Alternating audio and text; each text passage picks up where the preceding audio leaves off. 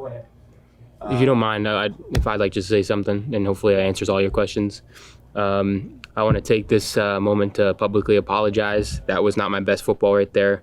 As a quarterback here, it's never a one-person job, but it is the position where you have the ball in your hands every single play, and I didn't make enough plays. Obviously, I'm not going to sit here and make excuses in terms of it being a short week and getting into the offense again.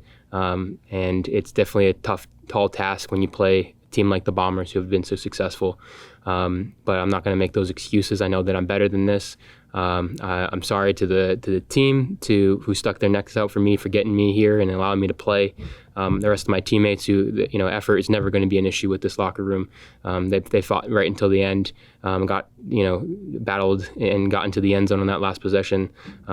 Teams that have less character, they're not fighting at that time in the game. So I'm really proud of them. I'm sorry to the fans. I know there was a lot of excitement going in this game, and I didn't deliver.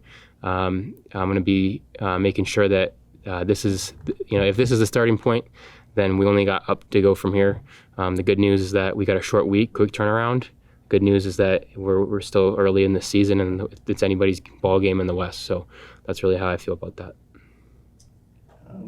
You obviously set a high standard for yourself, but isn't it a little unrealistic to expect to kind of slot in where you were, 2 years ago on 3 days of practice, without, your starting receivers in practice most of the time to get that chemistry against a very good Bombers team? Like, isn't this kind of where the starting point would be for most sort of reasonable expectations? There were some things out there that I wish I had done differently. There were some throws that I missed, and hats off to Jordan Younger and the rest of his team for putting together a great game plan and giving us something to think about. So, just on those throws, probably the 2 interceptions. Like, what did you see when you were watching the back on the sideline? I saw some good plays. They were sitting on our routes. They were watching my eyes. Their corners are fast and athletic, and their halves are the same way. And they've done their film study. A lot of smart players out there, and they obviously they had a bye week going into this, and they played us last, so they knew what was coming. And hats off to them, like I said, to Coach Younger and his team for executing. They did a great job. That's why they're the Winnipeg Blue Bombers. They make plays, and we got to be better. I think at the end of the day, we still feel confident about the fact that if we play our game, that no one can beat us. And I don't think tonight was an exception. But hats off to them. They did a great job. On that chemistry note, this is not the same receiving corps from when you were here 2 years ago. Mm-hmm. How much more work needs to be done for you to make sure you're on the same page with all these guys? I don't know if I can give you a numerical value, but we're going to just have to continue to make do with what we have. And what we have this week is some time to regroup, get back into the film, watch it, critique ourselves, get better, and then 2 days of practice before Ottawa.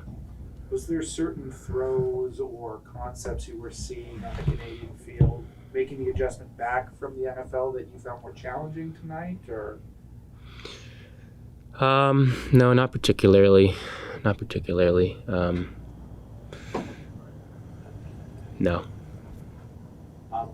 If you had a chance to do it over again coming at the start of the week, Mm-hmm. would you still want to start this ball game, or would you say maybe give it a minute? Yeah. As painful as it is right now, I'm very thankful to the organization for giving me a chance to get my feet wet, make some mistakes.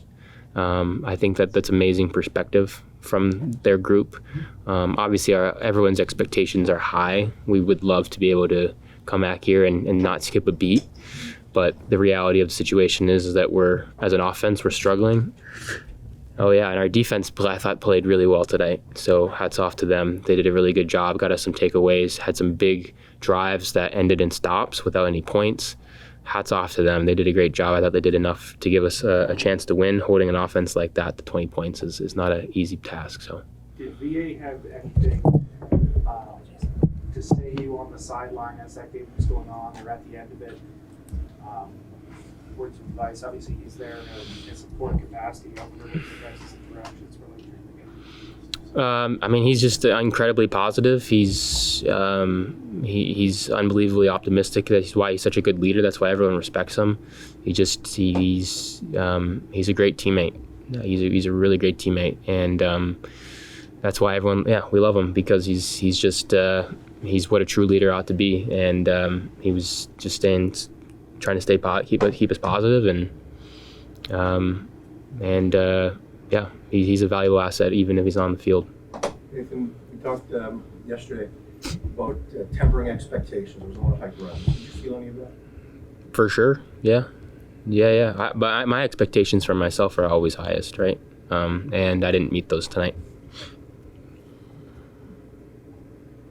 When you were here in 2022, one of the things that was always impressive to me was that regardless of where things were at in the game, you didn't necessarily show a lot of frustration. Did you feel frustrated at times today? Absolutely. Yeah. What's next in terms of what you want to do differently in your preparation that might lead to a different outcome next week? I think you weren't here, but what I said earlier was the good news is that we have a quick turnaround. We have a 6-day week, so we can watch the film and then quickly turn to Ottawa. And then we've got 2 practices, and we're going to make the most of that. And we're going to make most of all the walkthrough reps as well.